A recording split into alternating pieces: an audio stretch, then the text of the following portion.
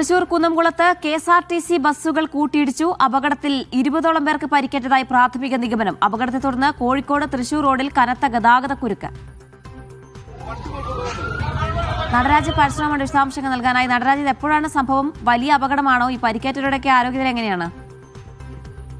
അല്പസമയം മുമ്പ് കുന്നംകുളത്താണ് അപകടമുണ്ടായത്. KSRTC ബസ്സുകൾ കൂട്ടിയിടിക്കുകയായിരുന്നു. 20 പേർക്കെങ്കിലും പരിക്കേറ്റിട്ടുണ്ട് എന്ന് പ്രാഥമികമായി മനസ്സിലാക്കാൻ കഴിയുന്നു.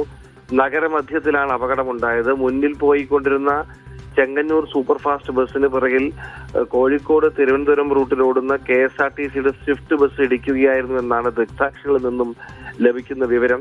അപകടത്തിൽ ഇരു ബസ്സുകളിലും ഉണ്ടായിരുന്ന 20ഓളം യാത്രക്കാർക്കാണ് പരിക്കേറ്റിട്ടുള്ളത്. പരിക്കേറ്റവരെ വിവിധ ആശുപത്രികളിലായിട്ടൊക്കെ തന്നെ പ്രവേശിപ്പിച്ചിരിക്കുകയാണ്.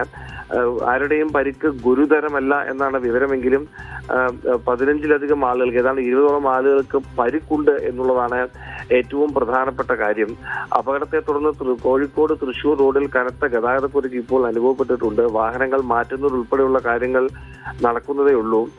റോഡിൽ കഴിഞ്ഞ ദിവസം ഒരു പെയിന്റ് മറിഞ്ഞു പോകുന്നൊരു സ്ഥിതി ഉണ്ടായിരുന്നു. മഴ പെയ്തതോടെ ഈ ഭാഗത്തൊക്കെ തന്നെ വാഹനങ്ങൾ തെന്നി മാറിയിരുന്നതായി പ്രദേശവാസികൾ പറയുന്നുണ്ട്. ഇതാകാം അപകടത്തിലേക്ക് നയിച്ചത് എന്ന് കരുതുന്നതായും പ്രാഥമികമായി പോലീസിൽ നിന്നും പ്രദേശവാസികളിൽ നിന്നും മനസ്സിലാക്കാൻ കഴിഞ്ഞിട്ടുണ്ട്. എന്തായാലും വലിയ രീതിയിലൊരു കൂട്ട ഇടിയാണ് ഉണ്ടായത് എന്ന കാര്യത്തിൽ സംശയമില്ല. 2 ബസ്സുകൾ ഇടിക്കുകയായിരുന്നു.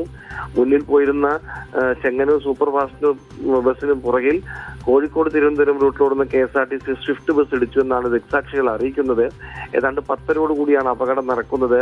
അതിനുശേഷമുള്ള രക്ഷാപ്രവർത്തനങ്ങൾ ഇപ്പോൾ നടന്നു വരികയാണ്. കുന്നംകുളത്തെ സമീപത്തുള്ള ആശുപത്രികളുമൊക്കെ തന്നെ പരിക്കേറ്റവരെ പ്രവേശിപ്പിച്ചിട്ടുണ്ട്. ആരുടെയും പരിക്ക് അതീവ ഗുരുതരമല്ല എന്നറിയുമ്പോഴും പരിക്കേറ്റവരുടെ എണ്ണം 20 കടന്നിട്ടുണ്ട് എന്നുള്ളതാണ് പ്രാഥമികമായി ലഭിക്കുന്ന വിവരം.